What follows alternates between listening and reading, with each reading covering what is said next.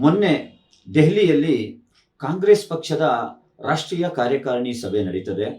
ಆ ಸಭೆಯಲ್ಲಿ ಸ್ವತಃ ಕಾಂಗ್ರೆಸ್ ಪಕ್ಷದ ರಾಷ್ಟ್ರೀಯ ಅಧ್ಯಕ್ಷರಾಗಿರುವಂತಹ ಮಲ್ಲಿಕಾರ್ಜುನ್ ಖರ್ಗೆರವರು ಹಂಚಿಕೊಂಡಂತಹ ವಿಚಾರಗಳನ್ನ ಕೇಳಬೇಕಾದ್ರೆ ನಮ್ಮ ದೇಶ ಯಾವ ದಿಕ್ಕಿನಲ್ಲಿ ಸಾಗ್ತಾ ಇದೆ ಅಂತ ಹೇಳಿ ಗಂಭೀರ ಚಿಂತನೆ ನಡೆಸಬೇಕಾದಂತಹ ಅವಶ್ಯಕತೆ ಇದೆ. ಒಂದು 125 ವರ್ಷಗಳ ಇತಿಹಾಸ ಇರುವಂತಹ ಕಾಂಗ್ರೆಸ್ ಪಕ್ಷದ ರಾಷ್ಟ್ರೀಯ ಅಧ್ಯಕ್ಷರು ಉತ್ತರಾಖಂಡ್ನಲ್ಲಿ ಅವರದೇ ಪಕ್ಷದ ಒಂದು ದೊಡ್ಡ ಕಾರ್ಯಕ್ರಮದಲ್ಲಿ ಭಾಷಣವನ್ನ ಮಾಡ್ತಾರೆ.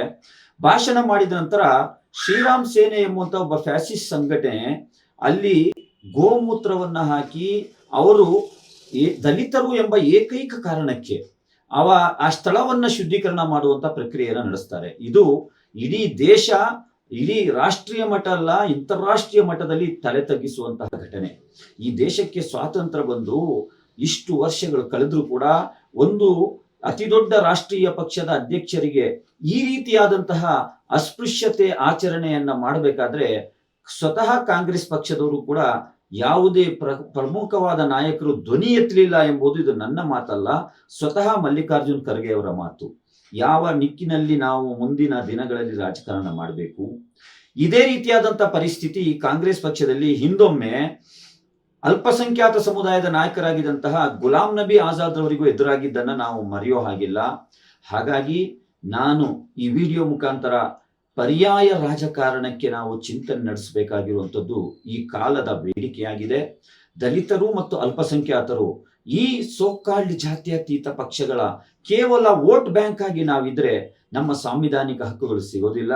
ಸ್ವತಃ ಕಾಂಗ್ರೆಸ್ ಪಕ್ಷದ ರಾಷ್ಟ್ರೀಯ ಅಧ್ಯಕ್ಷರಿಗಾದ ಅನ್ಯಾಯದ ಬಗ್ಗೆನೆ ಆ ಪಕ್ಷದ ಪ್ರಮುಖ ನಾಯಕರು ಧ್ವನಿ ಎತ್ತಲಿಲ್ಲ ಅಂತ ಹೇಳಿದ್ರೆ ಒಬ್ಬ ಸಾಮಾನ್ಯ ದಲಿತನಿಗೆ, ಒಬ್ಬ ಸಾಮಾನ್ಯ ಅಲ್ಪಸಂಖ್ಯಾತನಿಗೆ ಆಗುವಂತಹ ಅನ್ಯಾಯಗಳ ಬಗ್ಗೆ ಈ ಪಕ್ಷ ಯಾವತ್ತಾದ್ರೂ ಧ್ವನಿ ಎತ್ತಲಿಕ್ಕೆ ಸಾಧ್ಯ ಇದೆಯಾ? ಇದಕ್ಕೆ ಹಲವಾರು ಉದಾಹರಣೆಗಳನ್ನು ನಾನು ಕೊಡಬಲ್ಲೆ. ಎನಿವೆ, ನಾನು ವಿನಂತಿ ಮಾಡಿಕೊಳ್ಳುವಂಥದ್ದು ಕಾಂಗ್ರೆಸ್ ಅಥವಾ ಇತರ ರಾಜಕೀಯ ಪಕ್ಷಗಳಲ್ಲಿರುವಂತಹ ದಲಿತ ಮತ್ತು ಅಲ್ಪಸಂಖ್ಯಾತ ನಾಯಕರು ಒಂದು ಆತ್ಮಾವಲೋಕನ ಮಾಡಿಕೊಳ್ಳುವಂತಹ ಸಮಯ ಎದುರಾಗಿದೆ. ನಾವು ಒಂದು ಪರ್ಯಾಯ ರಾಜಕಾರಣವನ್ನ ಮಾಡಲೇಬೇಕಾದಂತ ಅನಿವಾರ್ಯ ಪರಿಸ್ಥಿತಿಯಲ್ಲಿ ನಾವಿದ್ದೇವೆ. ಇವತ್ತು ದಲಿತರನ್ನ ಅಸ್ಪೃಶ್ಯರು ಎಂಬ ಕಾರಣಕ್ಕೆ ಈ ರೀತಿ ನಡೆಸ್ಕೊಳ್ಳೋದಾದ್ರೆ, ಅಲ್ಪಸಂಖ್ಯಾತರನ್ನ ಇವರು ಅಲ್ಪಸಂಖ್ಯಾತರು ಎಂಬ ಕಾರಣಕ್ಕೆ ಅವರಿಗೆ ಈ ರೀತಿ ನಡೆಸ್ಕೊಳ್ಳೋದಾದ್ರೆ, ಯಾಕೆ ನಾವು ದಲಿತ ಅಲ್ಪಸಂಖ್ಯಾತರು ಒಗ್ಗಟ್ಟಾಗಿ ಒಂದು ಪರ್ಯಾಯ ರಾಜಕಾರಣ ಮಾಡಬಾರ್ದು? ಸ್ವಾಭಿಮಾನದ ರಾಜಕಾರಣ ಮಾಡಬಾರ್ದು?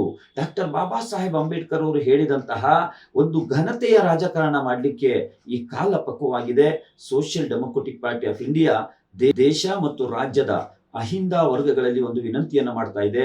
ಇಂತಹ ರಾಜಕೀಯ ಪಕ್ಷಗಳಲ್ಲಿ ನೀವು ತಲೆತಲಾಂತರದವರೆಗೆ ದಶಕಗಳ ಕಾಲ ದುಡಿದ್ರೂ ಕೂಡ ನಿಮ್ಮ ಮೇಲೆ ಅನ್ಯಾಯ ಆದಾಗ ಆ ಪಕ್ಷವೇ ಒಂದು ಸ್ಟ್ಯಾಂಡ್ ತಗೊಳ್ಳೋದಿಲ್ಲ, ಆ ಪಕ್ಷದಲ್ಲಿರುವಂತಹ ಪ್ರಮುಖ ನಾಯಕರು ಮಾತಾಡೋದಿಲ್ಲ ಅಂತ ಹೇಳಿದ್ರೆ ನೀವು ಈ ಸಮುದಾಯಗಳಿಗೆ ಯಾವ ರೀತಿ ನ್ಯಾಯವನ್ನು ಕೊಡಿಸ್ಲಿಕ್ಕೆ ಸಾಧ್ಯ?